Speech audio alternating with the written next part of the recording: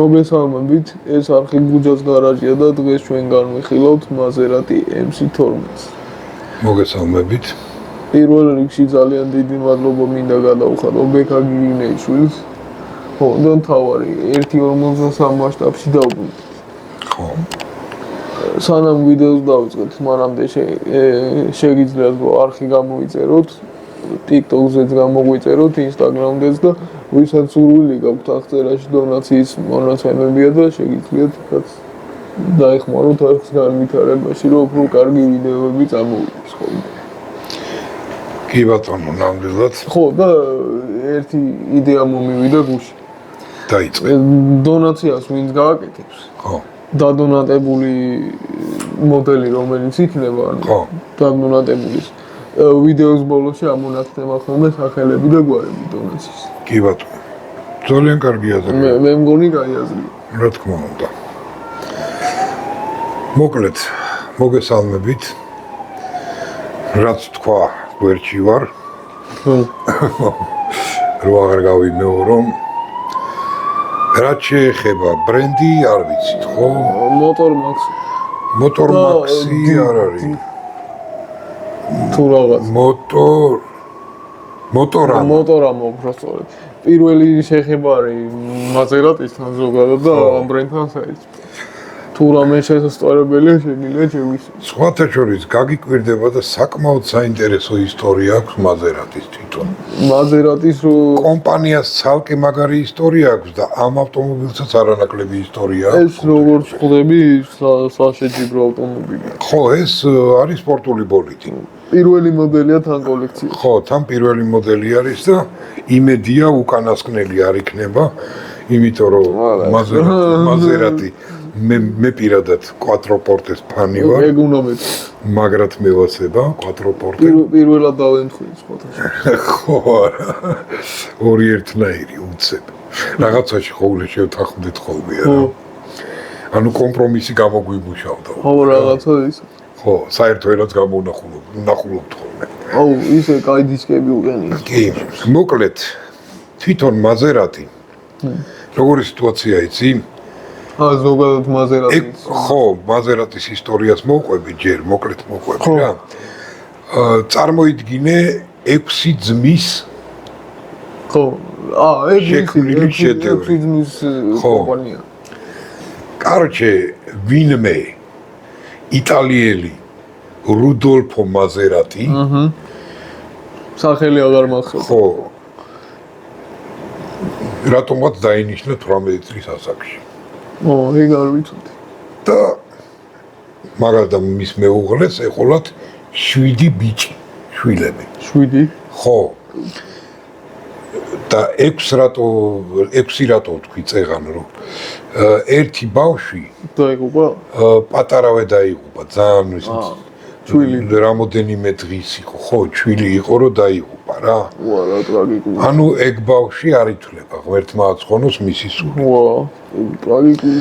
და რაც შეეხება დანარჩენ 6 ძმას, დაჟე როგორ იცი, ბოდის მოგიხდით, შპარგალკა ყველა ვარიანტში უნდა გამოვიყონე, იმიტომ რომ 6 ძმის სახელები და დაბადების თარიღები ცოტა ისეთი რთული საკითხია რა. დაბადების თარიღები. ხო, პირველი შვილი დაიბადა 1891 წელს, კარლა ქვია. ერქვა უпростоრად. მეორე დაიბადა 83 წელს. ბინდო ერქვა, მესამე ალფიერი 87 წელს, მეოთხე მარიო 90 წელს, მეხუთე ეტორე 94-ში. ეტორე? ხო.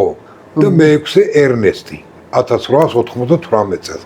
აი მეშვიდე ბავშვისა, რომელიც პატარა ასაკისა გარდაიცვალა, მაგაზე ინფორმაცია არ არის. 1890. 1800, ხო. ანუ ენცო სასაკის. ხო რა. ვინც არ იცით, ენცოც 1898 წელს არის დაბადებული. და ეს პირველი შვილი ვინც იყო რა, ეს ისა კარლა. ხო? 17 წლის ასაკშივე, როგორ იცი, ნუ ბავშვობიდანვე გატაცებული იყო ეს მანქანებითან, ხუაზე ხარ მაშინ როგორი იშვიათი ხილი იყო რა, თვითონ მანქანა. ხო, ზოგადად მანქანა, ხო. მე-19 საუკუნე, ხო. წარმოიდგინე ისა ძრავიანი ეტლები დადიოდა. მანქანა არც ერქვა მაშინ. ვინც არის ის პირველი მანქანა Mercedes-ი იყო. ხო, ბენცმა შექმნა პირველი ავტომობილი. და მუამში ჩავარდა რა. მაგარი გატაცებული იყო და 17 წლის ასაკში რაღაც კომპანიაში იუნიორში დაიწყო მუშაობა. ამ კარლამ რა. და პარალელურად ხო თვითმფრინავის ძრავებს ამზადებდა, თვითონ იგონებდა. თვითონ? ხო, ამ თვითმფრინავის ძრავის ნავაროტკას აკეთებდა რა. ხო, ეხლა მაგ დროს ძრავი თვითმფრინავები უკვე იყო. ხო. ის ბიპლანები რა, ეს რუსულად მაგ ეტაჟერკებს ეძახდნენ. თუ ვიპოვე რამოდენიმე ფრთა ქონდა რა. თუ ვიპოვე ამოვანად. ხო. რა წიძახი. ის 2 ფრთიანი არ იყო, იყო 4 ფრთიანი, 6 ფრთიანი. ოღონდ ესე სართულების მიხედვით ეტაჟერკა ნიშნავს სართულებს. გამიგე და მაგიტომაც ეძახდნენ რა. ხო, მაგას იმაშებოდა და თან მუღამი ქონდა აი სვეჩებს რო ვეძახით რა, სანთლები. სანთლები. ალების სანთლები. ხო, ალების სანთლები, ხო. მაგის ისა ქონდა რა. მუღამი და თვითონ შექმნა ისეთი რაღაც განსხვავებული. მაღალ ტემპერატურაზე მომუშავე ის მოიგონა თვითონ. სანთლები. ხო. და იტოქში მალევე იმაში მიიღო რა. ხო, თან რბოლებზეც დადიოდა საყურებლად, გაიგე? ახლა რბოლებზე დადიოდა, ხო. და სისტრაფ მანქანები რო ჩქარა დადიოდნენ და რაღაც მაშინდელი ჩქარა წარმოიდგინე 35 კმ/სთ. მაქსიმუმი იყო ეგეც. ხო. და მაღაზი იყო ძალიან აღფრთოვანებული. და უნდოდა რომ თვითონაც რაღაც მაგდაგვარი გამოეგონა. გრანდიოზული რა. ხო. ნუ ეხლა მაშინ წარმოიდგინე, ეხლა ვაი, შედარება რო გავაკეთოთ, ჩვენ რო ვნახოთ ფრინავითებში ნამდვილი რა. დაახლოებით. ხო, ეგეთი პონტია რა. ან ისა დროის მანქანა. ჩინელები ვაფშე კვირდებიან 2025 წელს ფრინავ მანქანას გავაკეთებთ. ხო, ნუ ეგეთი ინფორმაცია ფანტაზიორები არიან. მოკლედ 1907 წელს კარლამ გადაწყვიტა თავის კომპანია შეექმნა. მაზერატი. ხო. და გვერდში დაიყენა ისა რა ქვია კაცო ძმას. რავი, რამდენი სახელი ჩამოთვალე რა, რა მნიშვნელობა. აი ეს სპარგალკაში ჩავიხედო რა ქვია. ამან თავი სპარგალკი. უпростоრად.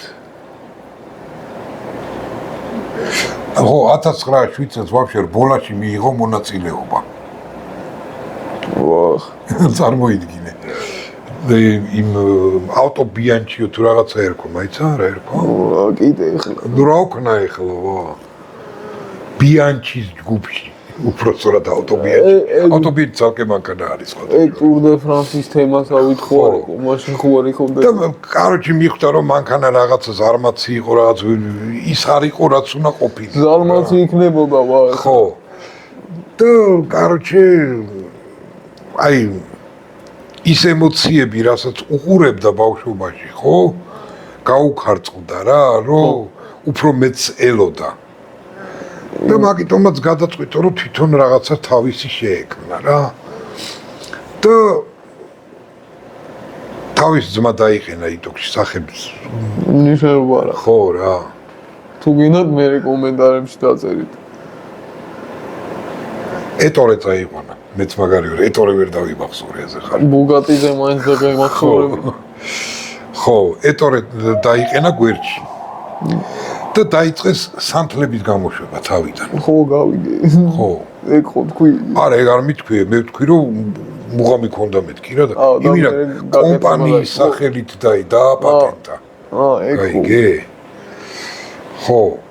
მაგრამ ყველაზე ცუდი ის მოხდა, ხო, თან ისა მაგრამ მოთხოვნად იქ ხო და ისა შეკვეთით ძრავებსაც იმაშვებოდნენ, ამზადებდნენ. გამიგე, უკვე მანქანის ძრავებს თვითმფრინავისაც შეეშვა რა. მანქანის ძრავებს ამზადებდნენ შეკვეთით ოღონდ. და 1900 წელს კარლა ტუბერკულოზით დაიღუპა. ხო, მაშინ დარჩა ეს ეტორე რა. თემა იყო. და ეტორემ კიდე მერე გადაწყვიტა, რომ თავის დანარჩენი ძმებიც უკვე წამოიზარდნენ რაღაცა, ხო და ჩაერთვნენ მაგ კომპანიის იმაში. და 1900, 4 წელი ვაფშე გააჩერეს ქარხანა. ქარხანა თუ რაც საწარმორაც აქონდათ. ტრაულში იყვნენ რა, ეხლა როგორია, კარლაზე იყო ყველაფერი აგებული. და ხო. ეგ იყო ყველაფერი რა, იდეინი იყო ძალიან. და დაერხათ. ხო. მე ერთ მომენტს ველოდები. ხო და 1914 წლიდან ისევ აამოძრავეს. ერთ მომენტს ველოდები მე. თუ არის მან ვაფშე. და მე კაროჩე აი ესე ნელ-ნელა განვითარდნენ და პირველი ავტომობილი, ბევრი რო აღარ ვილაპარაკო რა, 1926 წელს შეიქმნა. მან მაზერატის ისტორიაში და ეგრეც ქვია მაზერატი 26. ხო, და ის რა ქვია, მან მაზერატის ისტორიაში ფერარის თემა არ არის. ფერარის თემა მაცალე. ხო, აი მაგ მომენტს ველოდი. მაცალე. მაგ მომენტს ველოდი. ხო. მე კაროჩე ეს 30-იანი წლები კიდე ხوازე ხა როგორი ის იყო რა ეს დაიძაბა სიტუაცია გერმანია იქ თან გერმანიაში ამერიკელები უკვე გერმანიაში უკვე მერსედესი უკვე დონე იყო ამერიკელები უკვე მანქანებს უშვებდნენ სახალხოს და საკმაოდ კონკურენციას უწევდნენ რა იქ ჯერმარტო იტალიაში მათ ფერარი იყო მაგასთან ერთად მაგ დროს მუსოლინიც ხო იყო მაგათი ისა ბენიტო მუსოლინი და ბენიტო მუსოლინის საყვარელი მანქანა იყო მაზერატი და სპეციალურად უყვეთავდა ხოლმე ბენიტო სპეციალურად მაზერატის უყვეთავდა ხოლმე სპეცმანქანებს ხო მოკლედ ეხლა რაც შეეხება კონკრეტულად ამ ავტომობილს ეს ავტომობილი MC12 შეიქმნა 2004 წელს. პირველი 25 მოდელი გამოუშვეს 2004-ში, მეორე 25 მოდელი გამოუშვეს 2005-ში.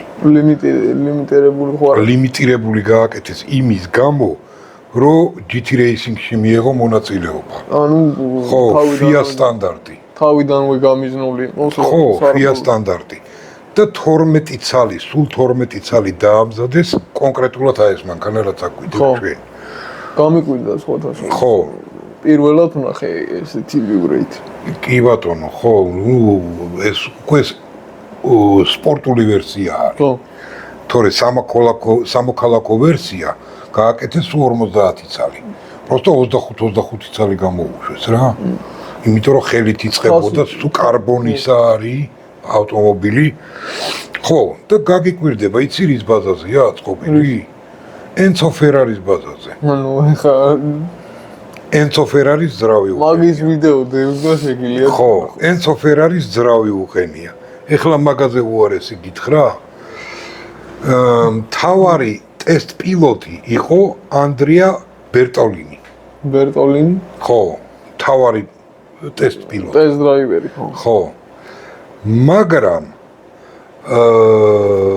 რამოდენიმე ტესტი ხო ფიორანოს ავტოდრომზე აბა შენი აზრით ვინ გააკეთა ენცომ გააკეთა არა 2004-5 წელი შუმახერი კი ბატონო დროში ავირე უცხო და შუმახერმა პროცესზე წავედი რა ხო 40-იან წლებზე ვფიქრობდი და ენცოს ერთადერთ ხო თან რა არის ენცო ფერარიზე გრძელიც იყო ეს მანქანა ხო შუმახერი განიერიც იყო ხო ეს მანქანა და ეს ცხვირი უფრო დაწვეტებული ქონა ამას დაბლა და დამრგვალებული რა და წონაშიც შესაბამისად ცოტა მძიმე იყო ესა მით უმეტეს რომ სუნთლიანად კარბონისა იყო კარბონი და ალუმინის ელემენტებით იყო რა ავტომობილი ხო და მაქსიმალური სიჩქარე ქონა 330 კმ/სთ. განსხვავება იმისა, რომ ენცო 350 აქვს. ხო, ნუ ეხლა რაღაც ხო, სხვათა შორის რა სანამ გააგზავნეთ. ბევრი მანქანა არის რაღაც მანქანის ბაზაზე. ხო. აი მაგალითად FX6-ის ბაზაზე არის Apollo 8 მანქანა. კი ბატონო. იტალიური აი იმენა FX6-ია რა, просто ვიზუალი აქვს შეცვლილი და ცოტათი გაწონენგებული მატყლი. კი ბატონო. და 2004 წლიდან 2009 წლის ჩათვლით, ხო? ესე იგი, რაც კი GT Racing-ი რაც იყო, ყველა მოგებული აქვს. რატომღაც არ მოიგოი. მოკლედ აი ესეთი ისტორია მოვყევით. რავი, იმედია მოგეწონათ რა. ბევრი კი ვიხმედე, ბევრი შპარგალკაც კი ვიხმარე, მაგრამ რა ვქნა, სხვანაირად არ გამოგვდის. ნუ ეხლა ჩემი ბრალი ხო, ნუ ჩემი ბრალი ასაკის ბრალი, უკაცრავად. ეხლა მაგ სახელებს ნაღდი, კაი, ეტორე დავიმახსოვრე, ხო, კარლა დავიმახსოვრე, დანარჩენი შუმახერიც გახსოვს. ხო, ნუ შუმახერს რა დამავიწყებს. ხო, შუმახერზე რა მინდა რომ ხო, სამწუხაროდ აქ ძალიან ცოტა ნახვები. ხო. და არ მომწონს. აუ, ყველაზე საწყენი რა არის, იცი? რა. აი, რავი, ახლა ყველას თავისი გემოვნება აქვს და საბჭოთა კავშირის მანქანებს უგევლინა, ხო? საბჭოთა კავშირის მოდელებს, ხო? ისეთი ნახვები აქვს, რომ არ ვიცი რა და მიგვიწყობი. ხო და აგერ მშვენიერი მოდელები გვაქვს, რომელსაც ნახვები, აი Porsche რაჭის ამ Porsche-ს ვერ მივ. GT3RS, ხო? ხო. მით უმეტეს, რომ პატარა მოდელი არ არის და სპეციალური დიდი პატარა მოდელზე არ არის GT3RS-ია ბოლო. ხო, მე ბოლო ტოპია. ხო. გინდა შუმახერის Ferrari რო ავიდო. გინდა შუმახერის Ferrari ავიღოთ კი. და ფორმულა 1-ებზე ხო ვაფშე ის შორტები დავდეთ ნახვები რეაქცია 0. აგერ იმის სტალინის საყვარელი მანქანა დავდეთ და გაისროლა ეგრევე. ეგ რომელი ყო? ზისი. ზისი ხო. გინდაც ის ზიმი რო დავდეთ მე შორტი. ნუ აი არ ვიცი. ნოსტალგია. სავარაუდო. ხო, ანუ რა გამოდის, რომ მამა ჩემის ასაკის ხალხი უყურებს და უფრო ბებრები კიდე რა. ხო. ეგრე გამოდის. ხო, მაგრამ YouTube-ს უყურებ. მიტყდება ხოლმე რა. რაღაც მანქანას ჩავიფიქრებ, რომ მგონია რომ რაღაცას იზავს იმისთან და მოკლედ კომენტარები დაგვიწერეთ, აუცილებლად დაგვიწერეთ კომენტარები, რომ ყველაფერი გავითვალისწინოთ ის რაი აღლიშებიც მოგვდის, რომ გამოვასწოროთ. ხო, აი მაგალითად ერთი კომენტარი იყო. ხო. შუქი შემოდის ხო ფანჯრიდანო რა. მაგიტომაც ღამე ვიღებთ. არა, ღამე ვიღებთ არა. განათება უნდა იყოს ყველა ვიდეო. ხო. რა იმედია. სულ ესე იქნება. აცი სულ ესე იქნება, ჩემს სათვალებში და რგოლები ჩანს რა, ირეკლამს. ხო, იხსნი. კარგით, დავებშვიდობოთ, ხო. გვეყო მაიმუნობა. ხო, სულ ესე იყო და არხს გამოიწერეთ, ვიდეო დაალაიქეთ. თქვენ რო ვიდეოს დაალაიქებთ, რაც უფრო მეტი ლაიქი ექნება, უფრო რეკომენდაციებში გავარდება და მეტი გამომწერი იქნება და მეტი გამომწერი კიდე სპონსორს უსმენს. სპონსორი კიდე მაგარ ვიდეოებს უსმენს. ხო, მაგარი ვიდეოები კიდე 10000 გამომწერზე რო ავალ. ხო, ეიცით უკვე იდეჯირავთ თქვით, რომ აღარ გავიდეოდეთ რა. 1-8 მასშტაბის პირველ ვიდეოს ნიშნავს ავტომატურად. აბარა, რომელიც რო უკვე დაიღალა ლოდინით. არა. არა, კაი არ დაიღალა და დაიღალა. კაი, აბა კარგად იყავით. შემდეგ ვიდეომდე. ნახვამდის.